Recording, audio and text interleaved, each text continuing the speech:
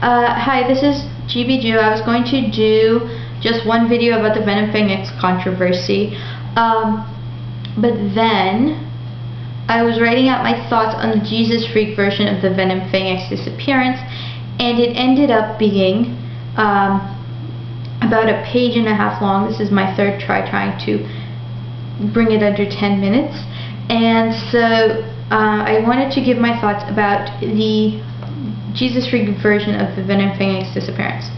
The first curious thing I find in the video is that JezuzFreak says that VenomFangX is Sean's only account. Sean and his crony JezuzFreak have said this several times. Yet in this video, JezuzFreak not only says that he got a message from, quote, a shared account that only he and I have the password to, but he also goes on to name another site where VenomFangX can be reached, but I thought VenomFangX was his only account. About the content of the VenomFangX letter. The VenomFangX letter to JezuzFreak said, quote, "Hi, VenomFangX here. I'm gone because of Muslim threats to my family's life. I did my job. My last wish is this. Send my love to those on YouTube. Tell them I love them all in Christ and we'll see them on the other side. We did a good work. Tell them to go into all the world and preach the gospel to every creature. I will be here keeping in touch, not posting videos. God bless you, friend." Yet somehow we derive from this that a group of Muslims is threatening his family by sending letters to his house and, quote, "the threat to his family was very real and such," unquote. I find it very interesting that there are no such details in any of the correspondence that anybody has said is from VenomFangX, and yet we have all these details suddenly emerging from JezuzFreak. I'd like to know how JezuzFreak got this information. I'd also like to see the letter that VenomFangX got threatening him, and I'd like to know how he knows that it is from, in fact, Muslims. If we remember, he did the same thing back in July of 2008 with regards to atheists sending him death threats. And that time he blamed Thunderfoot and the Amazing Atheists. About this letter, you also made some interesting things. You said that there's no room for conversion by the sword in Christianity. Have you ever read a history book? Start with the settling of the New World. The Catholicization of the American Indians, especially in South America, is really interesting. Also read about the Christianization of other heathen lands. You may learn something shocking. Secondly, there is no mention in VenomFangX's letter or any other information posted anywhere that the purpose of the alleged death threats was to coerce VenomFangX or anyone else to convert to Islam. In fact, those terrorists who would call themselves Muslims do not seek the conversion of the individuals they are killing to Islam. If they did, then Gilad Shalit would be free today because Jewish law permits you to convert to Islam to save your own life. This according to my rabbi, who does not permit prayer in a mosque. The Rambam permits prayer in a mosque, my rabbi does not, and my rabbi still says it is permissible to convert to Islam to save your life.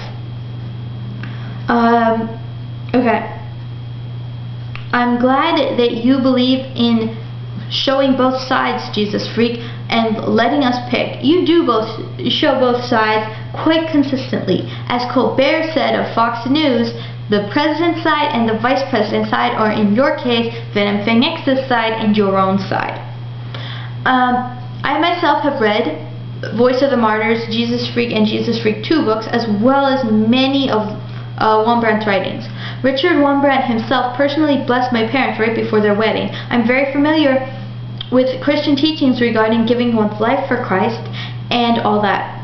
If VenomFangX is truly a devoted Christian, then shouldn't he happily give his life, if need be, for the gospel? As Wurmbrand said hundreds if not thousands of times, the blood of the martyrs is the seed of the church. If VenomFangX is killed for his ministry, then from his blood would rise dozens just like him. I don't know what you mean about the Bible not commanding you to bring apostates back to the faith at any cost. Do you not believe that you are, quote, of the stock of Israel?